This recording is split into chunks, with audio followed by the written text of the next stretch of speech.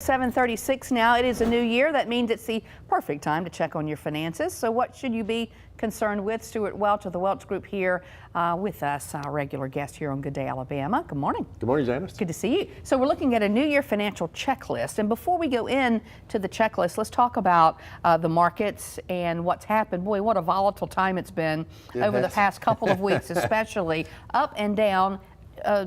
The market looks like it's trending upwards again once again though right now. Well, and I think it's been really volatile in December. You're seeing it volatile in the first week of January. A lot of people that are prognosticating, the big money people are projecting that this could be a tough year. They're looking at possibly a recession. I don't know. I look at it and go, the economy's pretty darn good. Unemployment is really, really low at all-time lows across all categories. People have jobs, wages are rising. They're making money, they're spending money. That's 70% of our gross domestic product. So I think it's the economy looks pretty good. But it's scary when you do watch the market and you're worried about your 401k. It is scary, but only scary if you're about to retire. If you're 10 years or further away from retire, this is just noise.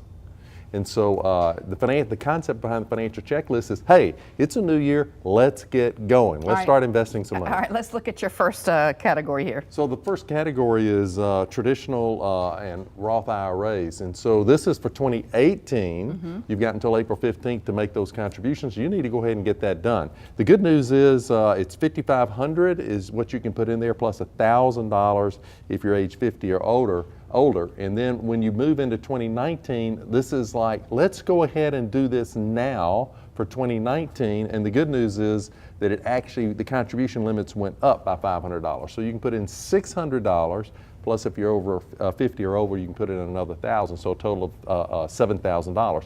I've already done this. So for my 2019, I went ahead and did it the first week in January. I want to get my money working. All right, you know there are people watching going, man, Stewart, I'd love to do that, but I don't have the cash to do that. So what do you suggest? I mean, we're all of us trying to save some money. Well, I think look at all the ways you can save some money. Set up an automatic investment program. Put in, $500 a month.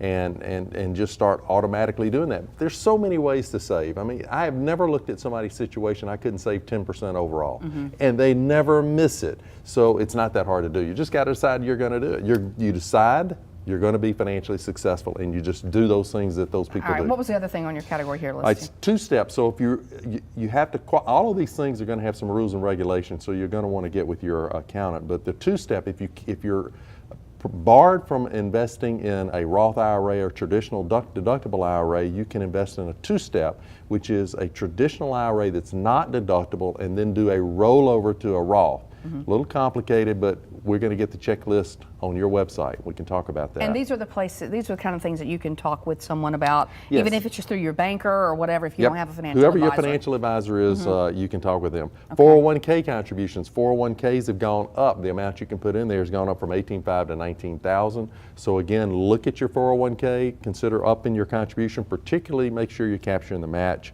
And then review your asset allocation. So take a minute and look, how much have you got going into stocks versus bonds? Do you want to adjust that allocation?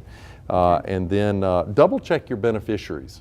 So whether it's your IRA, whether it's your life insurance, whether it's annuities, double check your beneficiaries, particularly your contingent beneficiary, the one after the first beneficiary, and make sure you have that right. All right, Stewart Welch, thank you, sir. Thanks, Jane.